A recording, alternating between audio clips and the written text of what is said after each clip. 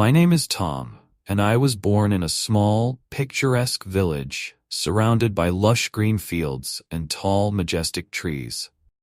Life in our village was simple. People were kind-hearted, and everyone seemed content with their lives. Growing up, I spoke only our local language, a beautiful, melodic tongue that felt like music to my ears. However, English was a distant mystery to me, something foreign that I'd only heard of but never truly experienced. From a young age, I was curious about the world beyond our village. The old man who visited our village once in a while told stories of faraway lands, bustling cities, and people who spoke in a language that sounded different, English. One day, he shared a story that changed my life. It was about a young boy, much like me, who learned English. This boy traveled the world, met many people, and had countless adventures. As I listened, I felt my heart beat faster. The spark of curiosity ignited within me, and I imagined myself as that boy, brave, adventurous, and full of wonder. That night, lying in bed, I stared at the moonlit ceiling, my mind racing with dreams of traveling, exploring, and discovering the unknown. But as days turned into weeks and weeks into months, my dreams of adventure stayed just that, dreams. Every night, I imagined new places and exciting journeys, but every morning, I woke up in the same small village, feeling trapped and unsure of how to turn my dreams into reality. I longed to start my journey, but I didn't know where to begin. The feeling of excitement was slowly being replaced by a sense of frustration. One day, while I was sitting alone, lost in my thoughts, my teacher at the village school, Mrs. Lee, noticed my distant gaze. Mrs. Lee was one of the few people in our village who could speak English. She approached me with a warm smile and said, "Tom, I've noticed you seem very interested in something. Is everything okay?" I hesitated for a moment, but then decided to share my feelings. "Mrs. Lee, I want to learn English. I want to travel the world, just like the boy in the old man's story." Mrs. Lee's eyes lit up with understanding. "That's wonderful, Tom," she said.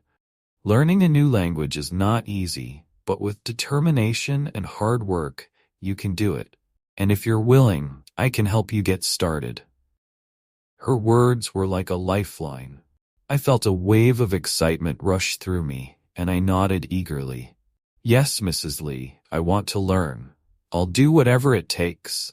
From that day on, Mrs. Lee began teaching me English after school. We started with the basics, the alphabet, simple words, and common phrases. It was challenging, and sometimes I felt like giving up. The words felt foreign on my tongue, and the grammar was confusing. But every time I struggled, I remembered the boy from the story. I wanted to be like him, brave, adventurous, and free. So I kept going. Mrs. Lee was patient and encouraging. She used games and songs to make learning fun. As the weeks passed, I noticed a change within myself. I was beginning to understand more. I could introduce myself, ask for directions, and even talk about my family in English. Every small achievement felt like a step closer to my dream. One afternoon, while practicing with Mrs. Lee, I asked her, "How did you learn English?" She paused for a moment, and then a soft smile spread across her face. "When I was young, I dreamed of becoming a teacher, but I knew that to achieve that dream, I needed to learn English. I worked hard, just like you. I read books, listened to English radio, and practiced with anyone who would listen. It wasn't easy, but I never gave up." Her words were like fuel to my determination. If Mrs. Lee could do it, so could I. I decided to take my learning to the next level. I asked Mrs. Lee if she had any books in English that I could borrow. She smiled and handed me a small, worn-out book. "This was the first book I read in English," she said. "Take good care of it."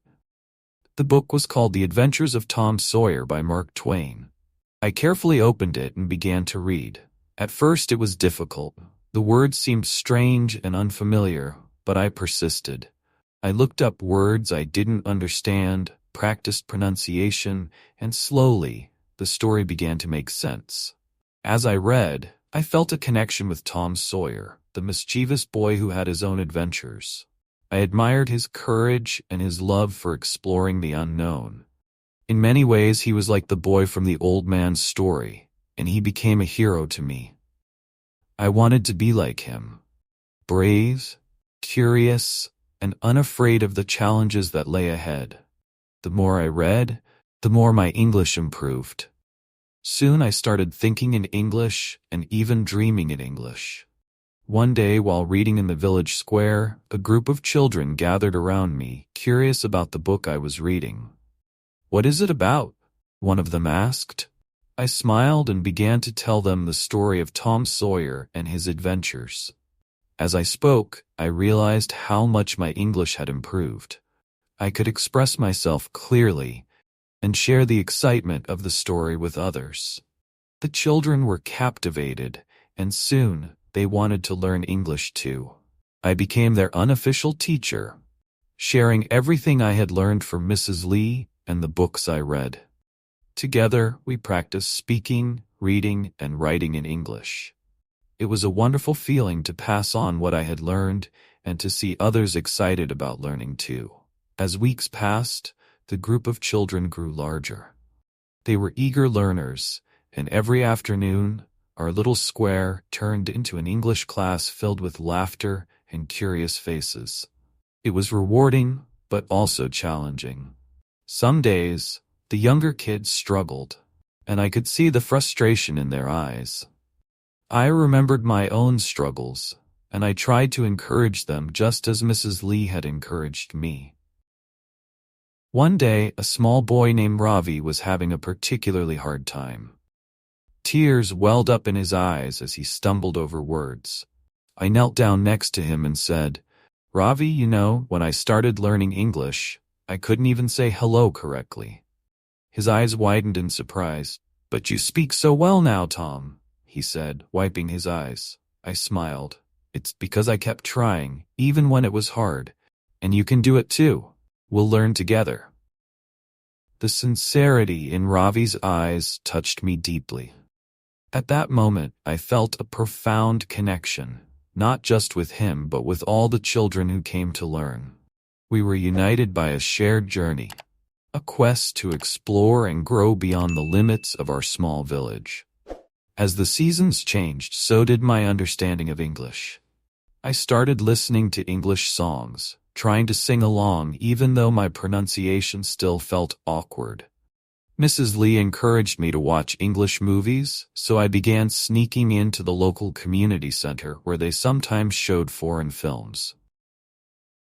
I remember the first movie I watched, The Lion King. I didn't understand all the words, but the emotions of the story, the courage, and the bond of friendship spoke to me. I felt a thrill as I recognized familiar words, piecing together the dialogue like solving a puzzle. One night, as I sat in my room, I heard my father speaking with my mother. "I'm worried about Tom," he said. "He's always with those English books, always dreaming of something far away." My mother's voice was gentle. "Let him dream. Maybe he's meant for something beyond this village." Her words filled me with both hope and fear. I didn't want to disappoint them. I wanted to make them proud. But there was still a part of me that wondered if I was chasing an impossible dream. A few months later, a visitor came to our village. He was a traveler from a faraway country, and he spoke English fluently. When I heard him speaking, my heart raced. This was my chance. I gathered all my courage and approached him. "Hello," I said nervously. "Welcome to our village." He smiled warmly. "Thank you for welcoming me. It's nice to meet someone who speaks English here." We struck up a conversation, and I shared my story of learning English and my dream of traveling the world. He listened intently, and when I finished, he said, "Tom, learning a new language opens so many doors. You can connect with people from all over the world and experience different cultures." His words felt like a breath of fresh air, affirming the path I was on. For the first time, I felt like my dream was within reach. Inspired, I threw myself into my studies with even more passion. Mrs. Lee noticed my enthusiasm and decided to introduce me to more challenging material. She handed me a book that was much more advanced than anything I'd read before, The Little Prince by Antoine de Saint-Exupéry. "This book is special, Tom," she said. "It's about friendship, dreams, and the adventures of a young boy who travels to different planets. I think you'll like it." The book was tough, and there were times when I wanted to give up, but I persevered. As I read, I found myself transported into the story, feeling the same longing for adventure that the young prince felt. It was as if the book spoke directly to my soul, and I realized that learning English was more than just learning a language. It was about finding new ways to connect with the world and with myself. One day, while reading in the village square, I noticed a shadow looming over me. I looked up to see my father. His face was stern. "Tom," he said, "what is all this? You spend too much time with these books. You should be helping more with the farm." My heart sank. I wanted to explain, but the words felt stuck. "I'm learning, Father. I want to do something more, to see the world." He sighed heavily, looking out at the fields. "The world is out there, yes, but this is your home. Remember that." His words weighed on me, and that night, I couldn't sleep. I felt torn between my love for my family and my desire to pursue my dream. I wondered if the boy from the story ever felt this way, if he ever questioned whether the path he was on was worth the sacrifice. The next morning, I went to see Mrs. Lee. She could tell something was wrong. "Tom, what's on your mind?" she asked gently. I explained everything, my father's words, my dreams, and my fears. She listened quietly and then said, "Tom, the journey to achieving a dream is never easy. Sometimes we have to make choices that seem impossible. But remember, you're not alone. If this is what you truly want, then I will support you. And so will others." Her words gave me strength, but the doubt still lingered. I continued my lessons, but a part of me was afraid of the day when I would have to choose. One evening, as I was helping my father in the fields, he turned to me and said, "Tom, I see how hard you've been working, both here and with your studies. I know you want to learn English, but promise me one thing. Don't forget where you come from." I looked at him, feeling the weight of his words. "I promise, Father, I won't." It was a turning point for me. I realized that my dream didn't have to mean leaving my family behind. Instead, it could be about bringing something back. New experiences, new knowledge, and perhaps one day, new opportunities for our village. The years went by, and with Mrs. Lee's guidance, I continued to improve my English. Eventually, I moved to a larger town to attend a school with more resources and opportunities. It was a big change from my small village, but I adapted quickly. I made friends from different backgrounds and learned about their cultures and languages. Each new experience added to my understanding of the world, and my dream of traveling became more tangible with every passing day. The transition to the larger town was not easy. The town was bustling with activity, and the people moved quickly, each absorbed in their own lives. I felt like a small fish in a big sea, overwhelmed by the noise and the unfamiliar faces. For the first time, I was truly alone. The comfort of my village, with its familiar paths and friendly faces, seemed like a distant memory. I missed my family, my friends, and even the simple meals we shared under the stars. One evening, while sitting alone in the dormitory, staring at the books on my desk, I felt a pang of loneliness. The air felt heavy, and for a moment, I doubted my decision to leave home. What if this was a mistake? I thought. What if I'm not meant for this? Just as my thoughts were clouded by doubt, I received a small package from my village. Inside was a handwritten letter from Mrs. Lee and a small pendant from my mother. The letter read, "Tom, every step you take brings you closer to your dream. Keep believing, and remember, the strongest trees grow where the wind blows the hardest." Her words filled me with a renewed sense of purpose. I gripped the pendant tightly. It was a small, hand-carved symbol of our village's emblem, representing strength and resilience. I decided then that no matter how challenging things became, I would keep moving forward. My journey was not just mine, it was a reflection of the dreams and hopes of everyone who believed in me. With a fresh resolve, I threw myself into my studies. The town school had an English language club, and I eagerly joined, hoping to practice more. The students there were from different countries, and for the first time, I was surrounded by people who spoke English fluently. At first, it was intimidating. Their accents were different from what I was used to, and they spoke so quickly that it felt like a whirlwind. I struggled to keep up, often feeling embarrassed when I couldn't find the right words or when I made mistakes. But then, something unexpected happened.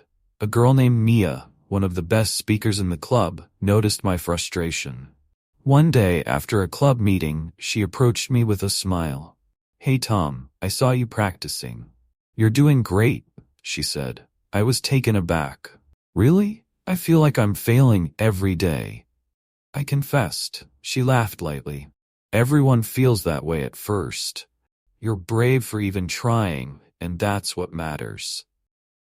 Mia became my study partner. We would meet at a small cafe near the school where we practiced speaking English over cups of tea. She was patient and encouraging, often turning my mistakes into moments of laughter.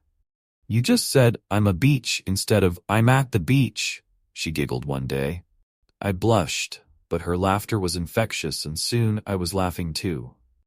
It felt good to have someone who didn't judge me, but instead made learning enjoyable. Through Mia, I learned not only about English, but about friendship and acceptance. She shared stories of her own struggles, how she had to move from her home country and adapt to a new culture. "It was terrifying at first," she admitted, "but I realized that every mistake is just a stepping stone. We're all learning, Tom." Her words stayed with me. I realized that I wasn't alone in this journey, and that it was okay to stumble along the way. With Mia's support, I started participating more actively in the English club, even volunteering to present short stories in front of the group. At first, my hands trembled and my voice quivered, but each time I felt a little more confident. One evening, after another practice session, Mia and I walked by the town's river, illuminated by streetlights reflecting off the water's surface. "Tom, what's your dream?" she asked, her eyes curious. I paused, thinking back to the boy from the old man's story, to the endless nights I'd spent dreaming of distant places. "I want to travel the world, meet people from different cultures, and share stories. Just like we're doing now," I replied. She smiled softly. "Then you're already halfway there." Her words were simple, but they hit me deeply. For the first time, I felt like my dream was within reach, not a distant fantasy but something real, something I was already living. The feeling was liberating. One day, an opportunity arose that would test everything I had learned. The school announced an English speech competition, where students from different towns would gather to present stories and ideas. The winner would receive a scholarship for an international exchange program. My heart raced when I heard the news. This was it, the chance I had been waiting for. But as excitement bubbled up, so did fear. What if I failed? What if I wasn't good enough? I confided in Mia, who looked at me with an intense gaze. "Tom, you've come so far. It's not about winning, it's about showing yourself what you can do. This is your chance to share your story." Her encouragement gave me the courage to enter the competition, but as the day approached, I felt the weight of my nerves. The night before the competition, I called home. My father's voice was warm. Tom, remember what I told you. Don't forget where you come from. Whatever happens, we're proud of you." I felt tears well up in my eyes. "Thank you, Father. I won't." The day of the competition arrived. As I stood backstage, I could hear the crowd murmuring and the echo of applause as the first few contestants finished their speeches. My hands were cold and my heart pounded like a drum. "Breathe, Tom," I whispered to myself. "You've prepared for this." When it was my turn, I stepped onto the stage, the bright lights blinding me momentarily. I took a deep breath, looking out at the faces in the audience. "My name is Tom," I began, my voice shaky but steady. "I come from a small village where dreams seemed distant.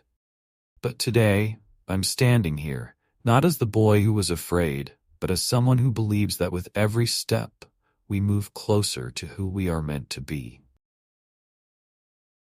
As I continued my speech, I felt the tension ease, and the words flowed naturally. I shared my story, about Mrs. Lee, the old man's tale, the children I taught, and my struggles and triumphs. I even mentioned the pendant my mother had given me, and how it reminded me of my roots. The audience was silent, listening intently. I could feel their support, their understanding. I ended my speech with a line that had become my mantra. Every step, no matter how small, is part of the journey. The room erupted in applause. As I walked off the stage, my heart was light. Mia met me backstage, her eyes shining. "You were amazing, Tom. I'm so proud of you." The results were announced later that afternoon. My hands trembled as the judge stepped forward. "The winner of this year's competition is Tom." My heart leapt, and for a moment, everything felt like a blur. The room was filled with applause, and I felt a rush of emotions. Joy, relief, and an overwhelming sense of accomplishment. Mia hugged me tightly. "You did it, Tom.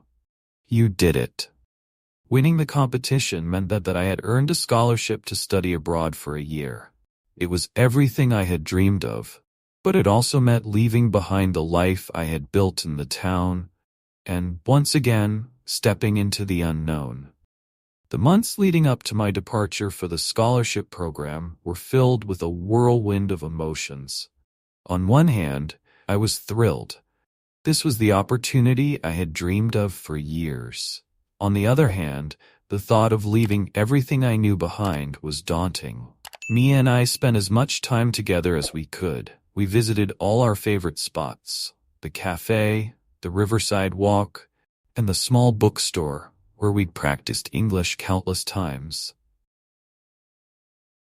There was an unspoken understanding between us that things would change. One evening, while watching the sunset over the town's river, she said softly, "Promise me you'll come back with stories, lots of them." I laughed, but there was a tightness in my chest. "I promise." The day finally came. My family and Mrs. Lee traveled from the village to see me off at the airport. My mother's eyes were teary, and she held me tightly, whispering, "No matter where you go, remember your roots." My father's hand on my shoulder was firm. "Make us proud, son." As I hugged Mrs. Lee, she handed me another book, The Alchemist by Paulo Coelho. "This book is about following your dreams, Tom. It's fitting for you."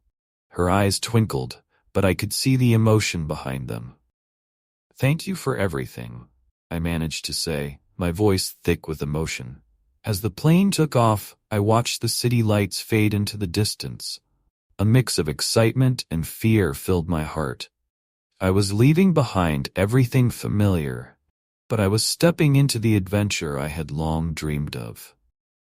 Arriving in a foreign country was like stepping into another world. The city was vast, filled with skyscrapers that stretched into the clouds, bustling streets, and people speaking in English with accents I had never heard before. I felt small again, just like when I first moved to the town from my village. But this time, I was determined to embrace the experience. My host family was warm and welcoming. They had 2 children, both close to my age, who helped me adjust to the new environment. We shared meals, and they taught me about their culture, while I taught them about mine. There were moments of laughter, especially when I tried to navigate their kitchen, accidentally mixing up the spices and creating dishes that made us all laugh. "Tom, I think you just invented a new kind of soup," my host brother joked, holding up a spoon with an exaggerated grimace. The school I attended was unlike anything I had ever seen. It was enormous, with students from all over the world. In the beginning, I felt overwhelmed.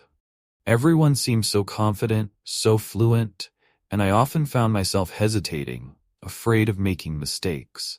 There was a moment in class when the teacher asked me a question, and I fumbled with my response. I could feel the stares of my classmates, and embarrassment burned my cheeks. That night, I called Mia. "I don't think I can do this," I admitted, my voice breaking. She listened quietly and then said, "Tom, do you remember the first time you joined the English club? You were terrified, but you faced it anyway. This is just another step. You're stronger than you think." Her words reignited the flame within me. I realized that every step of this journey had been about overcoming fear. And this was no different. The next day, I entered the classroom with my head held high, determined to try again. As weeks turned into months, I slowly began to find my place. I joined a student club dedicated to cultural exchange, where I met people from all over the world, each with their own stories, challenges, and dreams. We shared our experiences, and I realized that despite our different backgrounds, we were all seeking the same thing: connection and understanding. It was through these connections that I found my confidence. We organized events, exchanged stories, and even performed traditional dances from our countries. One evening, during an international potluck dinner, I taught my friends how to cook a traditional dish from my village. It was a small gesture, but it felt like a piece of home. One day, while walking through the city, I stumbled upon a small bookstore. It reminded me of the one back in my town, where Mia and I spent countless afternoons. Nostalgia washed over me, and I found myself browsing through the shelves until I came across a familiar title, The Little Prince. I smiled, remembering how that book had been a turning point for me. Just as I was about to leave, I noticed a small corner where people were reading aloud. Intrigued, I sat down, listening as people from different cultures read stories in English. When it was my turn, I hesitated. I could feel my heart pounding, but then I remembered my promise, to gather stories and to share my own. I stood up and began to read a passage from The Alchemist, the book Mrs. Lee had given me. My voice was steady, and as I spoke, I could see the listeners nodding, some smiling, others leaning in. For the first time in months, I felt that same sense of connection I had when teaching the children back in the village. The world felt smaller, more connected. After the reading, a young man approached me. He introduced himself as Sam, an international student from a neighboring country. "I loved how you read," he said. "Your accent is different, but it makes the story sound special." We started talking, and soon we became close friends. Sam had been struggling too, trying to adjust to life in a new country while learning English. We supported each other, sharing our ups and downs. One evening, as we sat by the riverside, just like the one back in my town, he confided, "Sometimes I feel like giving up. It's hard being away from home." I nodded, understanding the ache of homesickness all too well. "But we're not alone," I reminded him. "Every struggle is part of the journey." The Cultural Exchange Club decided to organize a talent show to celebrate the end of the semester. It was an opportunity for all of us to showcase our cultures through music, dance, and storytelling. Sam and I decided to perform a fusion piece, blending a traditional song from my village with one from his homeland. We practiced for weeks, often staying up late, laughing as we tried to merge our different styles. The night of the performance, as we stood backstage, I felt a surge of nerves. What if we mess up? I whispered. Sam grinned. Then we'll mess up together. As we stepped onto the stage, the lights blinding us momentarily, I felt a rush of adrenaline. We started our performance, and at first there were a few stumbles, but then something magical happened. The audience began clapping along, and the energy of the room lifted us. By the end, we were both laughing, the music flowing naturally, our movements synchronized. The crowd erupted in applause, and for a moment, everything felt perfect. After the show, Sam and I were surrounded by our friends, each congratulating us. One of my professors approached me, a proud smile on her face. Tom, you've come a long way. Have you ever considered sharing your story more widely? Maybe even writing about your journey? Her words sparked an idea that had been growing inside me for years. I remembered the boy from the old man's story. The boy who traveled, learned, and shared his adventures. Maybe it was time for me to become that storyteller. That night, as I sat by my dorm window, watching the city lights flicker, I opened my notebook and began to write. I wrote about my village, about Mrs. Lee's encouragement, about the children I taught, and about my journey to the town and then to this foreign country. The words flowed like a river, each memory coming to life on the page. Years have passed since that first moment when I opened an English book in my village. From the small village square to international stages, my journey has been filled with challenges, laughter, and growth. The boy who once dreamed of traveling the world is now living that dream. But the most important lesson I've learned is that learning a language isn't just about words. It's about connecting, sharing stories, and building bridges between people, cultures, and experiences. Now I want to share what I've learned with you. Through the Easy English Class channel, we'll explore the best ways to learn English, the adventures you can have along the way, and the incredible stories that languages can unlock. Whether you're just beginning your journey or you've already taken your first steps, remember, every small step counts. So, if you're ready to continue learning, exploring, and growing, hit that subscribe button and join me for the next chapter of this journey. Let's discover the world of English together, one lesson at a time. And who knows, maybe one day you'll have your own story to share. Thank you for watching, and I'll see you in the next video of Easy English Class, where every word is a new adventure.